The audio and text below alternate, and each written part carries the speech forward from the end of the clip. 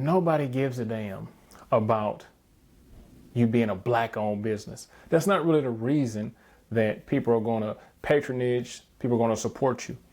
Now, this may be true somewhat if it's a lower ticket item, right?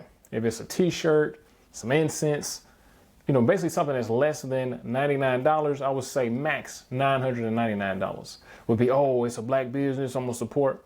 But most times, that's not the reason that people are going to support you.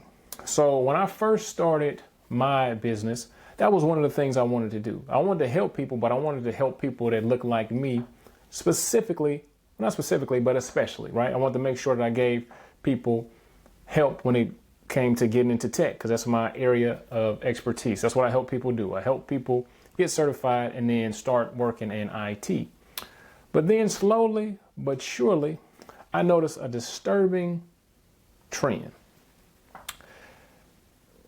The first people to have some shit to say look like me. The first people to complain look like me. The first people to be like, oh man, this is too much money, were people that looked like me. Now, some of the first people to support, some of the first people to not haggle on the price, some of the first people to not ask for a discount didn't look like me. So I kind of had to take a step back to see what exactly is going on, right? So in my journey, in my crusade in business, I noticed that you have to go after a specific customer. Don't go after a specific race. I wouldn't, unless you're doing like halal stuff or you're just doing something that, caters literally to a specific thing.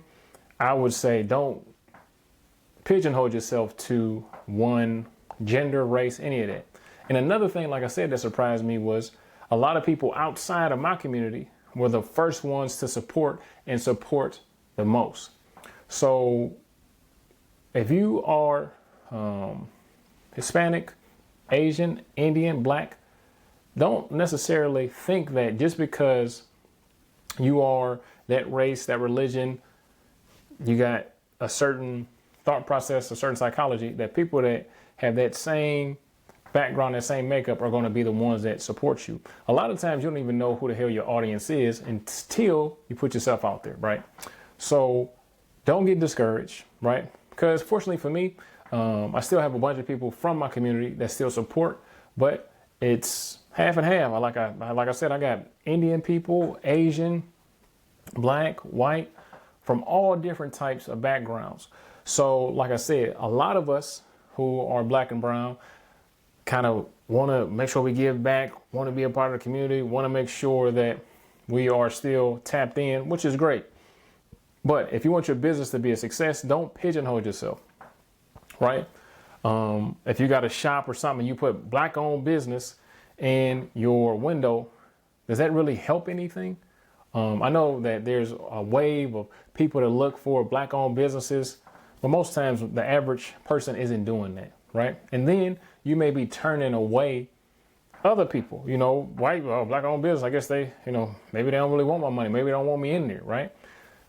If you're a business, want to be in business, which is who this channel is made for, business owners and inspiring business owners, only color you need to be worried about is green. Money, right?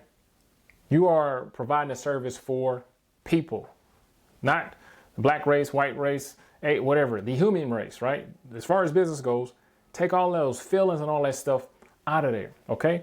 And then, like I said, coming back to me, because I'm Black people, unless, like I said, it's a low ticket item, what I find, a t-shirt, some incense, a book or some shit like that, they'll support that, because it's just like there's a low barrier to entry. There's nothing really to sacrifice.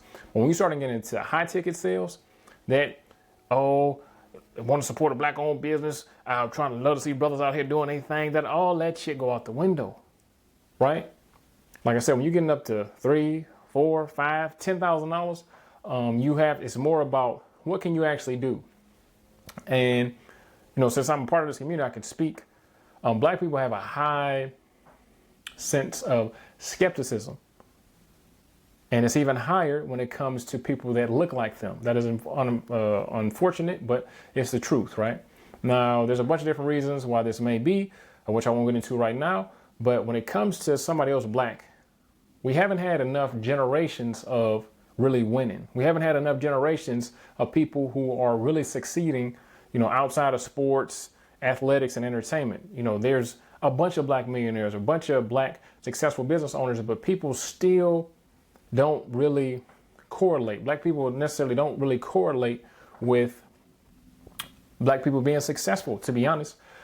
I'll use myself as an example. I am the unicorn in my family. I am the only person that owns a business, right? I'm the only person that has a successful business, right? And it's just kind of, family, friends, just like they can't relate, and I can't necessarily relate to them. That's another thing. Do not expect your family and friends to support you. Sometimes, some people may only see you in one light. Other times, people may not really understand what the hell you're doing. And most times, these people aren't even in your niche. They ain't in your demographic. You do not need to cater to these people.